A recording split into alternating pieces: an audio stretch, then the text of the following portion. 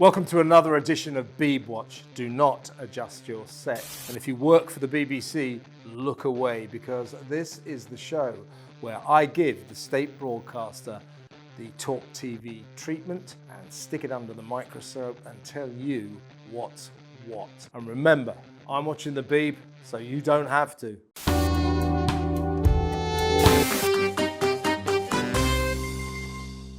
One of the things that worries me about Great Britain is that increasingly it is becoming a nanny state where the government tells you what to do, where everybody tells you what to do, where local officials tell you what to do, coppers tell you what to do, social workers tell you what to do. Everywhere they stick their tentacles in. So I don't like the nanny state, and I think we should get rid of it. However, the BBC absolutely loves the nanny state. The BBC is the agent of the nanny state. It lectures us about what we're supposed to do in our lives, tells us what we must do, what we mustn't do, gives us long lists of rules and regulations, and nowhere is that more evident than when it comes to the weather. The BBC, of course, has taken to warning us that it's going to be quite a nice day. Why are they doing this to us? When did this start? Warning us that the sun would shine, that it might be quite a warm day. I mean, 90 degrees in old money, 30 degrees new money. You know, that's a hot day,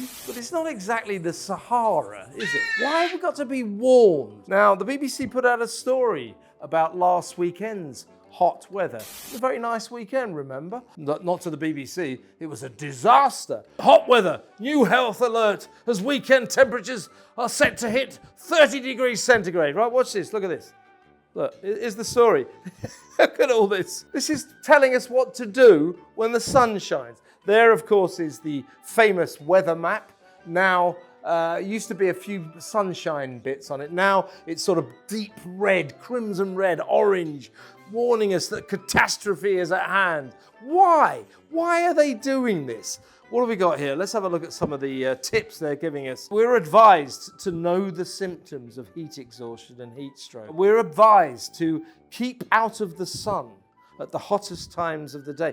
Really? So what I don't do then, when the sun's out and it's midnight, I don't sort of lie out completely nude until I'm burnt to a crisp. I don't do that. Thank you very much. Exercise or walk your dog at cooler times of the day. Thanks, BBC. What would we do without you? Close windows and curtains in rooms that face the sun to keep your home cool. Oh, gee, state broadcaster, I so need you for these hopelessly useless bits of advice. Cover up with suitable clothing if going outdoors. Wear a hat and sunglasses.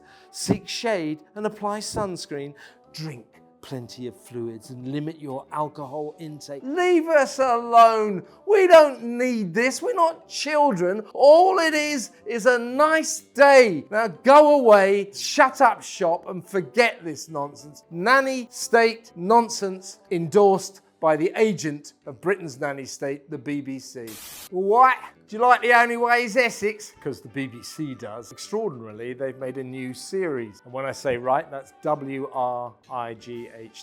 Brilliant wordplay from the state broadcaster there. We're talking about Mark Wright, the star of The Only Way Is Essex, because he's from Essex, very much from Essex actually. He's gone on holiday with his dad Mark Sr. and also with his brother Josh. They've gone around Britain, 6-part series. It's a free holiday. For mysterious reasons I can't quite work out, Mark Wright has managed to make himself a millionaire. He's very successful on television. No one knows why. But there he is. Very rich people going to nice places, courtesy of the state broadcaster. In the end, you and me are paying for Mark Wright's free holiday. Unbelievable. I mean, banal doesn't even begin to cover this program. It's just airheaded beyond belief. And the reason they're doing this, Mark says that it's the cost of living crisis, isn't it? Cost of living crisis, and you know, in the cost of living crisis, you got to learn how to enjoy yourself and go to unusual places. I mean, quite what going to unusual places in Britain has got to do with the cost of living crisis, perhaps only Mark Wright could explain. Now, the thing about people like Mark Wright is I've got nothing against him. He's okay, you know, he's fine. But I think you know what I'm saying. He's just not a BBC person. The BBC doesn't really do working class very well. It's not its natural habitat, the blue-collar regions. The reason they recruit people like Mark Wright is they think, oh, we can get that audience, we can get that kind of blue-collar ITV2 down-market audience and we'll get big numbers. But of course, they put it on the BBC and it doesn't work because BBC viewers aren't the kind of people who watch The Only Way Is Essex. So what's happened with this programme is if you go onto Twitter, it's just full of people going, why the hell is the BBC wasting money on this absolute nonsense? It's a very good question. Perhaps someone at the state broadcaster could answer it. Let's talk about Have I Got News For You, if we must. That programme has been on since 1990, so the best part of a quarter of a century. A hilarious look back, a wry, spry, sideways glance at the news by a panel of comedians and celebrity guests, sometimes showbiz, often from the world of politics, citing the various big stories of the week with all the newspapers making jokes. You know, in its day, it was quite funny. 23 years on, it's not funny anymore. I mean, quite why the BBC stick with this sclerotic old clapped out show that was last funny in about 2011, I have no idea. So you've got your team captains, Ian Hislop and Paul Merton. Paul Merton, once described as the funniest man in Britain. I don't think he can lay claim to that title anymore.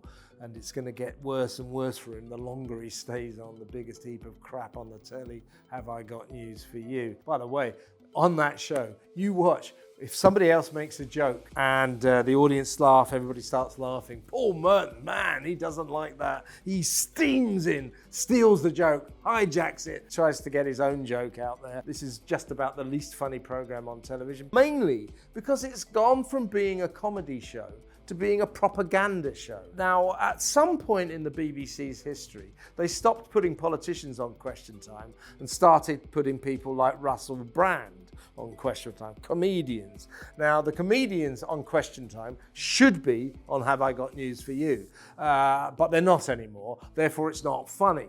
Jo Brand, a few years back, she hosted it, and she began the show with this great long diatribe about the Me Too movement. Me Too. It's been a long time coming. It's a day of reckoning that had to happen. I mean, you know, I'm not against her sentiments, you know, fine, you know, by all means speak up for the Me Too movement. But is Have I Got News For You the place where we want these heartfelt, serious speeches? Basically, it's so political now. It's so anti-Tory that no Conservative MPs, no Conservative politicians will ever appear on it ever again. What they do is they laugh uproariously at right-wing politicians, at Boris, at Trump, people like that, easy, big right-wing targets. And yet when Diane Abbott is on that show, I think it was about 2014, I mean, I've got nothing against Diane Abbott, a marvellous woman and all that, but let's face it, she has her moments where we all have a big laugh at her expense, except on Have I Got News For You, where they took her very, very seriously and they never made one joke at her expense. Whereas you put a Tory on there and they're all over them like a second skin. Hislop, Merton, clapped out, not funny anymore. Have I got news for you? I got news for you. It's time to axe. Have I got news for you? That's it for this week. Let me know what you think, whether you agree with me or not. Tell me what you think in the comments box below. And if you like Beebwatch, have I got news for you? It's free to subscribe. Go ahead and do it. In the meantime, as Britain's best known masochist, I'm off to watch another episode of The Wright Family Holiday.